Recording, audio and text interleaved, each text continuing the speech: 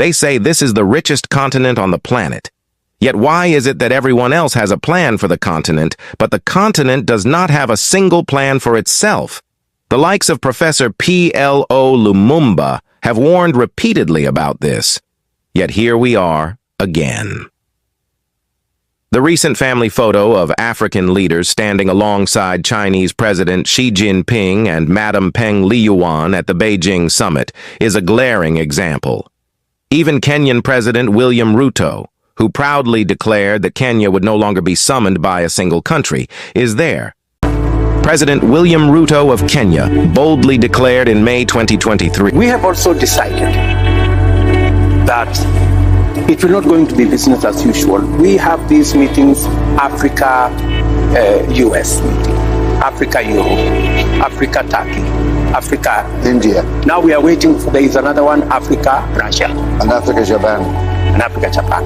We have made the decision that it is not intelligent for 54 of us to go and sit before one gentleman from another place. And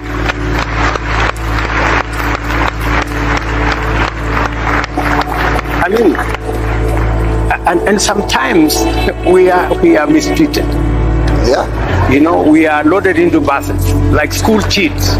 You know, and it's not right. William Ruto's powerful statement highlights a stark reality: the indignity of African leaders being herded like school children to listen to a single head of state. What do we see here? Division among African leadership, masked by fake smiles and empty handshakes. The president of Eritrea and Zimbabwe standing united, visibly disconnected from the West. Ruto and Abiy with their spouses, looking like lost children in a staged play. Tinubu looks frail, Salva Kiir confused, and Biya's wife outshines everyone with her unnaturally pale skin. This isn't unity. This is disarray. There is a deeper problem: Africa's constant submission to external powers. China is playing the long game, offering half-baked solutions disguised as partnerships. Talking about Africa disunity, which is evidence in this choreographed display. Let me shock you. Do you know Africans are importing food from Ukraine, a country in the middle of a war, rather than from their own neighbors? Think about that for a moment. We spend over $100 billion annually on food imports from the rest of the world, yet impose sky-high tariffs on food coming from within our own continent. It's like ordering bread from Italy while ignoring the bakery just around the corner. How does this make sense?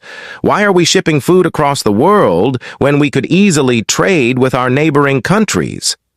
The irony is painful. While Ukraine, ravaged by war, manages to send grain to Africa through initiatives like Grain from Ukraine, Africa itself struggles to trade food within its borders due to restrictive policies. Instead of prioritizing local trade, we continue to spend billions on imports from overseas. This raises a critical question. What are the Africa Continental Free Trade Area? How can we make sure that places on the continent where there's surplus, that can flow down to Namibia and parts of Southern Africa that are facing this massive crisis right now? Both the Minister and Dr. Mwangi spoke about access to markets. The continent of Africa imports over $100 billion worth of food annually. Rice, maize, soya, different types of grains. The highest import tariff that ourselves as Africans impose against one another is 65% on agricultural products. So if you look at, on the range of what we call tariff peaks, the largest and the highest tariffs that we impose against one another as Africans is on agricultural products. And yet, we are importing over $100 billion worth of food from other parts of the world. Now, if you go to Zimbabwe, if you go to Ethiopia, Ethiopia had a surplus on wheat, and so did Zimbabwe and a few other countries. The barrier that we must eliminate as a matter of urgency is intra-Africa prohibitive tariffs for trading in basic agricultural products. This is the number one challenge. Ukraine feeding a lot of the continent. Even during a war, they have a project called Grain from Ukraine that is still sending us grain going to Ethiopia and Somalia and other parts of the continent, that we rely on a country at war to feed ourselves. Yet, even when we are starving, we make it so hard for food to come from the neighboring country or a country 2 regions down. And this is not changing. I wonder how to unclog this. Dr. Mwangi, you speak to African presidents. What are they telling you? I put him on the spot. He doesn't know how to start. How to say. What are African leaders doing to fix this broken system? Why are we not pushing harder for trade within our own borders to ensure food security for all Africans? History teaches us that only unified groups can grow and gain respect. The Romans did it and formed the heart of Europe. The Vikings united to form what we now know as the United Kingdom. The Mongols created vast empires across Asia, so why do we Africans still seem so eager to please our former colonizers? Why do we rely on outside powers when we have everything we need within our own borders? More reason why China is never giving up on the continent. Just look at Zambia, one of Africa's largest copper producers, but still shackled by Chinese debt. Africans celebrate empty promises, while the Zambian mining sector continues to languish and no local company rises to take the lead. You know, as I talk about African unity, China refuses to get out of my mind. And I hope I'm wrong. But the Chinese know that we are disunited. And they know that in our disunited state we can be manipulated. And they are in the process of manipulating us. So today, there is not a single African country in which the Chinese have not built a stadium. They think we love stadia. There is not a single African country in which they are not building some roads. The Chinese are capable of delivering 3 types of qualities of the things they do. Quality number 1, they take to the United States of America and Europe. Quality number 2, they take to their fellow Asian countries, including India. Quality number 3, which is at the very bottom, they dump in Africa, and the Africans consume them gleefully.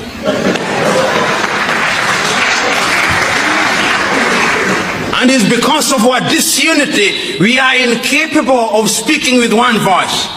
You know, many times when I look at Ghana, the Ghanaian president, whom I respect, is invited to Beijing to negotiate with Beijing, as indeed the Kenyan president would be, and the Burundi president, to negotiate with Beijing on a bilateral basis. And when they invite African leaders, they humor them, complete with guards of honor and 21 gun salutes, so that they think that they are equal. But the Ghanaian economy's GDP is possibly 1/3 of the GDP of the city of Beijing. The Burundian economy is only $2 billion United States dollars, which is the same amount that an American professional boxer earns in 1 year. Not progress. This is dependency. Africa have been reduced to a doormat for others to wipe their feet on. The likes of China, the United States, France, and even Korea summon our leaders like school children to attend summits in their capitals, where they are fed lies and flattery. The Chinese president summons all our presidents, and they summon them. The letters may be polite, but it's summons. They go to Beijing, tails between their legs. Wait, you remember Felix Tshisekedi and Hakainde Hichilema were recently cornered into signing a memorandum of understanding on critical minerals during the U.S.-Africa summit, something that wasn't even on the agenda. This is how the world sees Africa, a easily exploited continent. They know the continent is rich in resources, but they also know our leaders lack the vision to take control. China, Russia, Turkey, France, Japan. The list of summits goes on and on. But when will Africa summon the world to its own table? Will Africa continue like this? Africa possesses resources the world covets: copper from Zambia, oil from Nigeria, and rare earth minerals from the Democratic Republic of Congo, just to name a few. Yet despite these abundant riches, the continent remains tethered to agreements and debt traps that perpetuate its dependence on foreign powers. Zambian companies have yet to take the lead in the copper industry, despite their country being one of the largest producers in the world. This is emblematic of low expectations and external control over African economies. Take, for instance, the infamous debt trap diplomacy employed by China. The case of Sri Lanka's Hambantota port is a stark warning. Struggling to repay Chinese loans, Sri Lanka had no choice but to lease the port to a Chinese company for 99 years. What happens when Zambia, Nigeria, or Djibouti find themselves in similar situations? Already, Chinese infrastructure projects are emblazoned on African banknotes and coins from countries like Egypt, Algeria, and Guinea. It's a potent symbol of China's deepening economic influence, but is this a reflection of partnership or control? And yet, no other nation is as deeply embedded in Africa's daily life as China. They are everywhere, from the hydropower stations in Malawi to the satellite in Algeria. They've woven themselves into the very fabric of African economies. But at what cost? Are these projects sustainable? Are they truly beneficial for the people of Africa? Or are they simply another way for China to tighten its grip on our resources and our future? Africa must wake up. The world is not looking for our sympathy. They're looking for our resources. We need to stop acting like pawns in someone else's game and start setting our own rules. The time for begging is over. It's time for Africa to stand tall, to speak with one voice, and to demand the respect it deserves. If not now, when? If not us, who? China is here, and they are here to stay. But the question remains: how long will we allow them to dictate the terms of our future? What will happen when the debts come due and we can't pay? Will Africa rise as a united force, or will we fall into the hands of those who see us as nothing more than a commodity? Wait, there is green light in this Africa country. BurkinaFaso is redefining its part. In just to mention few of the numerous developments happening in Burkina Faso under President IbrahimTraoré. Imagine this. You're at the airport ready for a trip. But instead of flipping through pages of old stamps, you hand over a high-tech passport embedded with a chip that carries your entire biometric identity. Sounds like science fiction, right? Well, not anymore. Burkina Faso has just launched its brand new biometric passport, a move that's shaking up the region. But what exactly is a biometric passport, and why does it matter for a landlocked country in West Africa? A biometric passport isn't just a regular passport with a photo and basic info. It's equipped with an RFID chip that holds your digital fingerprint, a detailed facial scan, and even an iris map. With these high-level security measures, it's almost impossible to forge. And why does this matter? In a world where identity theft is rampant, countries like Burkina Faso are stepping up their game to protect their citizens. But here's where it gets really interesting. This isn't just about technology, it's about politics. When Burkina Faso's new passport was unveiled, it made waves for another reason.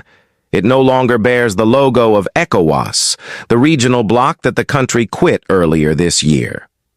Could this be President IbrahimTraoré's boldest move yet in asserting his independence from Western influences? Traore is signaling that Burkina Faso is ready to carve its own path, away from the old rules of the region. But Traore isn't stopping at passports. This is just one piece of his larger plan to transform Burkina Faso. Last year, he rolled out an electronic visa system to streamline entry and bolster security. These moves aren't just about tech, they're about control. With advanced systems like biometric passports and satellites, Traore is tightening his grip on security while showcasing that Burkina Faso can lead in innovation. So what does this mean for the future of Burkina Faso? Could Traore's bold embrace of technology be the key to unlocking a new era of security and economic growth? Or will this rapid leap into the future come with unforeseen risks? The stage is set for Burkina Faso to either rise as a new African powerhouse or stumble as it navigates uncharted territory. As Lumumba said, "The tragedy of Africa is that Africans are in the business of canonizing thieves and demonizing its saints. We must stop glorifying leaders who sell our future for short-term gains." If you are still not following us, you are probably never going to see us again. But if you are, congrats. You are on a journey of discovery as we unlock the mysteries of the past.